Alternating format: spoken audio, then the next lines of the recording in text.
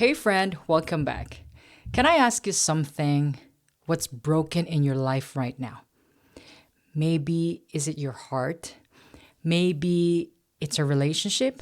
Maybe it's a dream that didn't work out the way you thought it would. Or maybe it's something inside you that you can't even name, but you know it's there. This ache, this wound, this thing that you are carrying that just won't heal. And maybe you've been trying to fix it yourself, trying to push through, trying to be strong, trying to pretend it's not as bad as it really is. But what if I told you that God specializes in mending what's broken?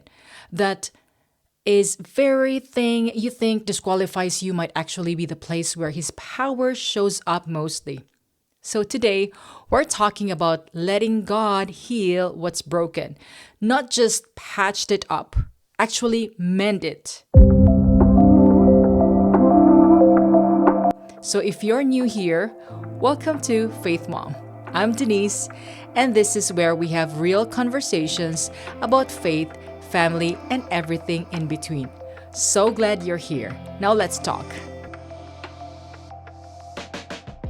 I think one of the biggest lies we believe as moms is that we have to have it all together. That brokenness is something to hide, something to be ashamed of, something that means we have failed somehow.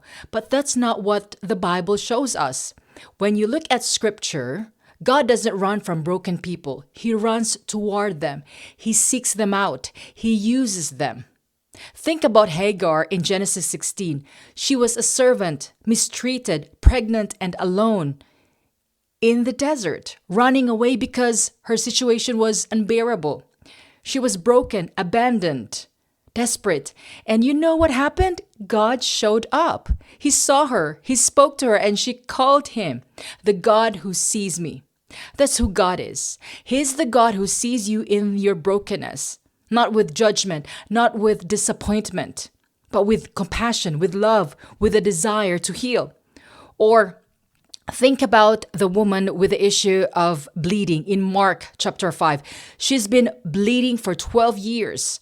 12 years of suffering, 12 years of doctors who couldn't help, 12 years of being considered unclean, untouchable, outcast. She was physically broken. Yes, but also emotionally broken, socially broken, financially broken from spending everything on physicians who couldn't heal her. And she pushed through the crowd just to touch the edge of Jesus' garment. That's all she could reach, just the edge. And immediately, the Bible says, her bleeding stopped. She was healed. But here's what really gets me. Jesus didn't just let her slip away healed. He stopped, he asked who touched him. And when she came forward, trembling, he called her daughter. Daughter. Wow. He didn't see her as unclean. He saw her as his child. And he said, your faith has healed you. Go in peace and be freed from your suffering. He didn't just heal her body. He restored her dignity. He gave her peace. He made her whole. That's what God wants to do with your brokenness too. He doesn't just want to put a band-aid on it. He wants to make you whole. But here's the thing, and this is really important. Healing requires honesty. You can't heal what you won't acknowledge. You can't let God mend what you're pretending isn't broken. So the first step is just being honest with God, with yourself, maybe with someone you trust, about what's really going on, about where you're really hurting, about what's really broken, because God already sees it anyway. He's just waiting for you to stop pretending and let Him in. Now, one of the most beautiful things about God is that He doesn't just heal. Yes, He redeems. He's our Redeemer. He takes what's been broken and He uses it. He takes what's been lost and He restores it, often in ways that are even better than before. Thank God. Think about the story of the prodigal son in Luke 15. This son takes his inheritance early, which is basically like telling his father, I wish you were dead. He goes off, wastes everything on wild living, ends up, feeding pigs. And so desperate, he's considering eating their food. Completely broken. Everything lost. And when he finally comes to his senses and decides to go back home, he's rehearsing this speech. Father, I have sinned against heaven and against you. I am no longer worthy to be called your son. Maybe, or make me like one of your hired servants. But you know what the father does? Well, the son is still a long way off. The father sees him and is filled with compassion. He runs to him, throws his arms around him, kisses him. And before the son can even finish his rehearsed speech, the father is calling for the best robe, a ring, sandals, and a celebration. The son came back expecting to be a servant, but the father restored him as a son. That's redemption. Or think about Job. He lost everything, his children, his wealth, his health. Even his wife told him to curse God and die. He was broken in every possible way. And his friends sat there basically telling him it was his own fault, that he must have sinned to deserve this. But Job held on to God even when he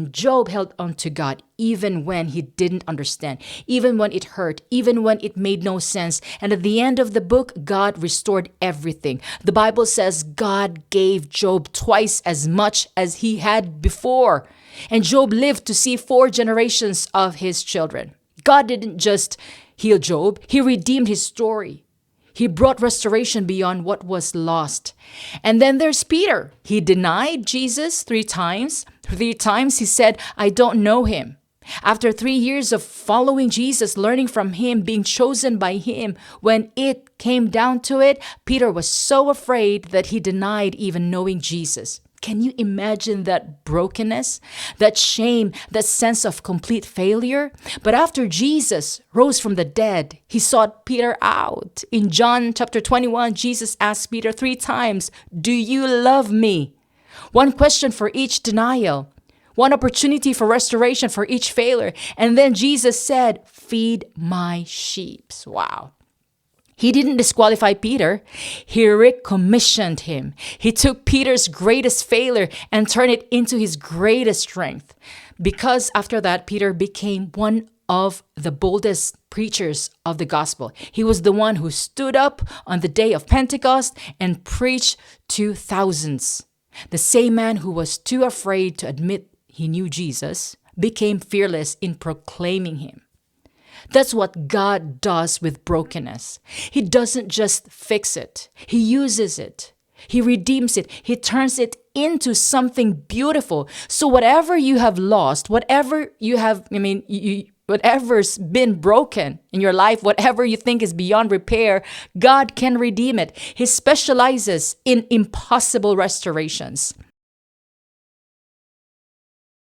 I need to be honest with you here, really transparent about something. Healing doesn't always happen overnight. Sometimes it does. Sometimes God does an immediate miracle, but often healing is a process. That process can be hard. Think about the Israelites in the wilderness. God delivered them from Egypt in one night, the plague, the Passover, the parting of the Red Sea. Boom, miraculous deliverance. But then came 40 years in the wilderness. Why? Because deliverance is one thing. Healing is another. They had been slaves for 400 years. They had slave mentalities, slave fears, slave patterns, and God was doing more than just getting them out of Egypt. He was getting Egypt out of them. That took time. That took process. That took wondering and, learning and failing and getting back up and trusting God day by day for manna, for water, for direction. Or think about the man born blind in John chapter 9. Jesus could have healed him with just a word. He's done that before for other people. But with his man, Jesus made mud, put it on his eyes, and told him to go wash in the pool of Siloam. The man had to take action. He had to participate in his own healing. He had to walk to the pool, probably stumbling, still blind, trusting that when he washed, something would change. And when he did, he could see. But there was a process. There was an obedience required. There was faith in action. The same is true for us. Sometimes God asks us to participate in our healing, to go to counseling, to have the hard conversations, to get the boundary, to do the work of forgiveness, to walk away from what's hurting us, to stay in what's hard but necessary. And that's not easy. It would be easier if God just, wave a magic wand and fix everything instantly. But often He doesn't work that way because the process is where we learn to trust God, to trust Him. The process is where our faith grows. The process is where we become who He's calling us to be. Now think about how a broken bone heals. It doesn't just snap back up into place. It has to be set. It has to be stabilized. And then there's this whole process where new bone grows and actually makes that place stronger than it was before. But it takes time. It takes rest. It takes not using it the way you normally would. Emotional and spiritual healing works the same way. There is a process. And in that process, God is just fixing what's broken. He's making you stronger in that very place. So if you are in the middle of the process right now, if healing feels slow, if you're wondering why God hasn't just fixed it yet, I want to encourage you. He's still at work. The process matters. And what He's building in you through the process is something that will last. Here's something else I've learned about healing. Sometimes you have to let go of things to make room for what God wants to do for you or to do. You have to let go of control. You have to let go of trying to fix it yourself. You have to let go of the timeline you thought it would follow. You have to let go of what you thought it would look like. Think about Naomi in the book of Ruth. She lost her husband and both her sons, everything. And she was so bitter that when she came back to Bethlehem, she told people, "Don't call me Naomi anymore. Call me Mara, because the Almighty has made my life very bitter." She was holding on to her bitterness, holding on to her grief, holding on to the story that God had abandoned her. But Ruth stayed with her. And through Ruth's faithfulness and God's providence, Naomi ended up with a grandson, Obed, who became the grandfather of King David and part of the lineage of Jesus. God redeemed her story in ways she couldn't have imagined.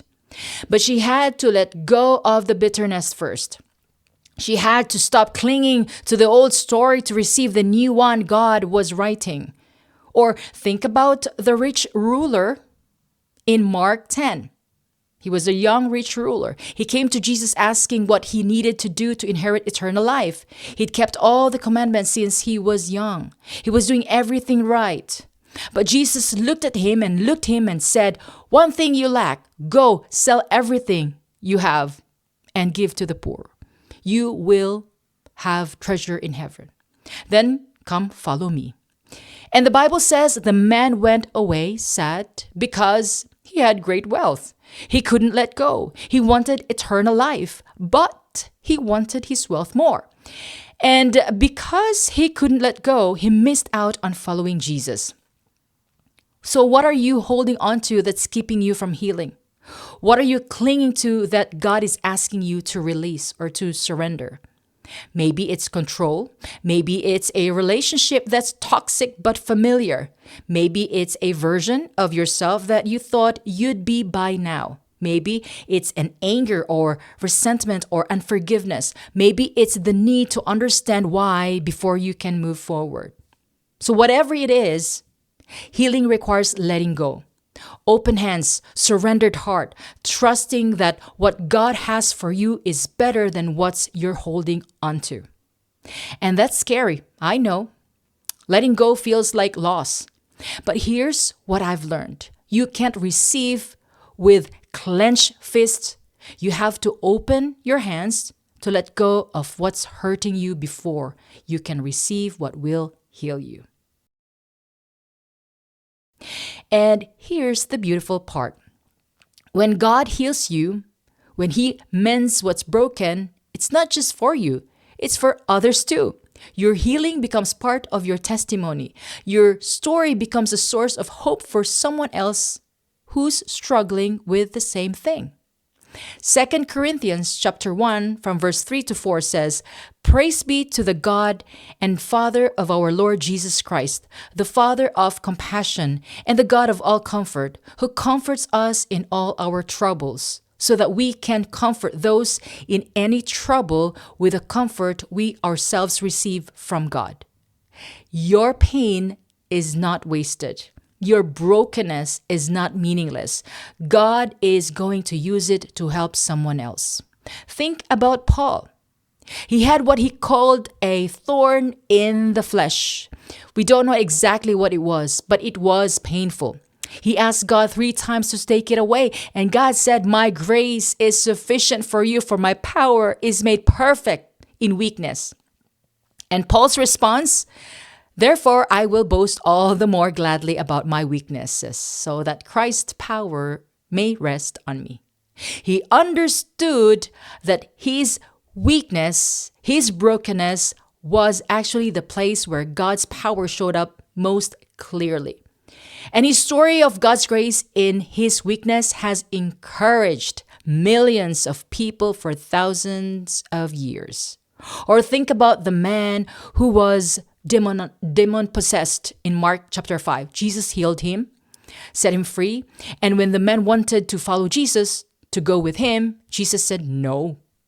He told him, "Go home to your own people and tell them how much the Lord has done for you and how He has had mercy on you."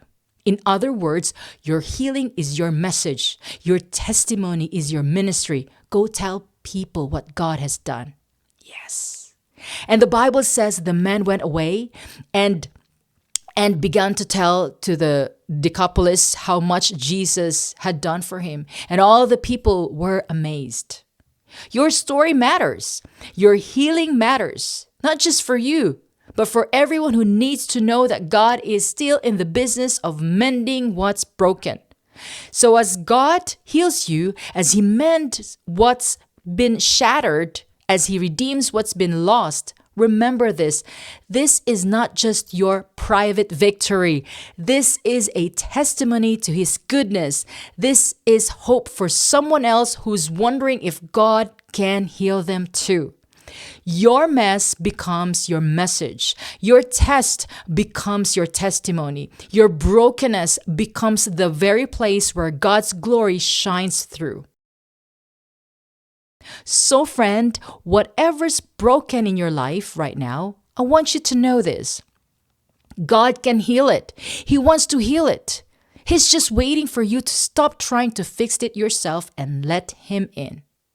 Be honest about what's broken. Stop pretending. Stop hiding. Bring it to Him. All of it. Let go of what you're clinging to that's keeping you stuck. Trust the process even when it's slow, and believe that He's going to use your story to bring hope to someone else. In Psalm chapter 147 verse 3 says, "He heals the brokenhearted and binds up their wounds." That's His heart for you and for me, to heal, to mend, to restore, to make whole. So will you let Him? Will you bring your brokenness to the one who specializes in mending what's shattered? I'd love to pray with you. So I encourage you to drop a comment if there's something you need God to heal. We can stand in faith together. If this was helpful, my dear friend, so give it a thumbs up. And subscribe to my channel if you haven't already. Remember, we're building a community here of women who are healing or learning to let God heal what's broken. So that's it now. That's it for this video. Thanks for being here. I'm praying for you, and I'll see you in the next one. Ciao for now.